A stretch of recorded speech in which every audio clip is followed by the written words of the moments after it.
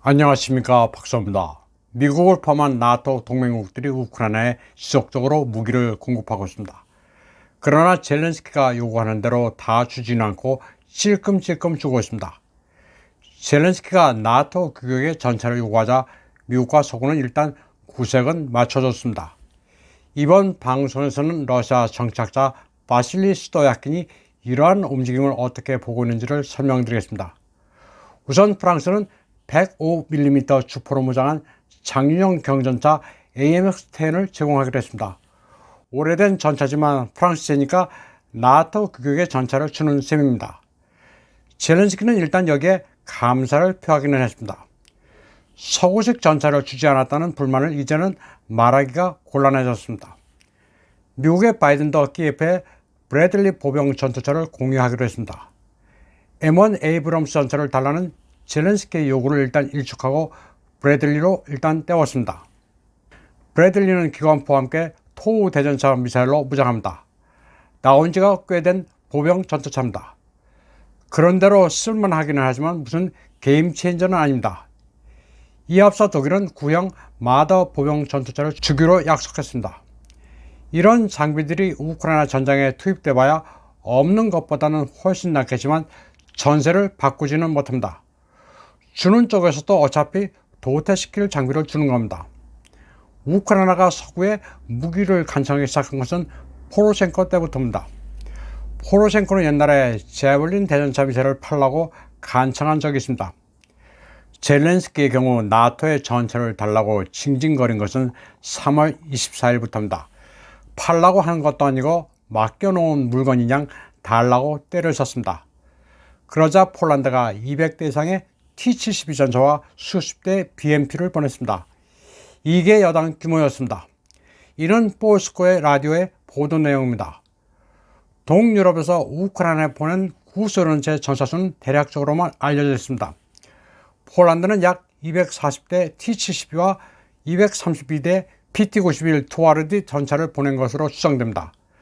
그 전에 운용하던 구소련제 전차를 긁어모아 죄다 보낸 겁니다. 체코와 슬로바키아도 대략 90대 정도의 T-72를 보낸 것으로 전해지고 있습니다. 또 슬로베니아도 T-55를 개량한 M-55S 전차 28대를 보냈습니다. 우크라이나가 지금까지 받은 전차는 어림잡아 500대가 넘습니다. 우크라이나는 막대한 양의 전차를 잃었습니다. 2022년 개전 초 우크라이나 육군은 약 900대의 전차를 보유했습니다. 그런데 리바 채널에 따르면 지난해 5월 9일까지 우크라이나는 약 640대 전차를 잃었습니다. 서구 미디어들은 우크라이나군이 제블린 대전차 미사일로 러시아 전차를 수도 없이 격파했다고 떠들어졌지만 사실 기갑 전력이 박살난 것은 러시아가 아니라 우크라이나였습니다.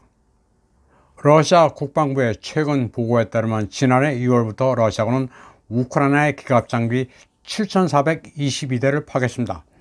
이 수치에서 전차를 따로 구분하지는 않았지만 대략 750대 전차를 파괴한 것으로 스토야키는 추정했습니다.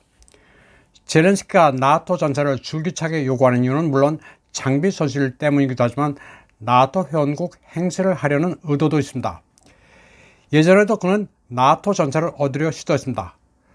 독일의 라인메탈은 지난해 4월 50대 레오파르트 1 전차를 보내려고 했지만 연방정부가 이를 뒤집었습니다. 함부로 줬다가는 러시아와 갈등을 에스컬레이션 할 수도 있다는 우려 때문이었습니다. 서구가 이렇게 찔끔찔끔 무기를 주는 이유는 모스크바가 어느 선을 직접적인 분쟁 개입으로 간주할지 알 수 없었기 때문입니다. 또 나토의 무기고 자체가 바닥나 막 퍼줄 여력도 없기 때문이기도 합니다. 그래서 작은 티스푼으로 주듯 조금씩 주고 있습니다. 그리고 우크라이나에 준다 한들 키예프의 군대가 제대로 운영할지 알 수 없기도 합니다.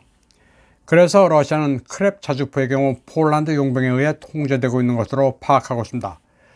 미국이 우크라이나에 F-16과 A-10을 준다 만다 말만 하다 관둔 것도 우크라이나군의 사용법 훈련 때문입니다. 또 나토 국가는 우크라이나에 현역 장비를 줬다가 파괴되기로 하다면 국제무기시장에서 평판이 나빠지는 사태도 우려하고 있습니다.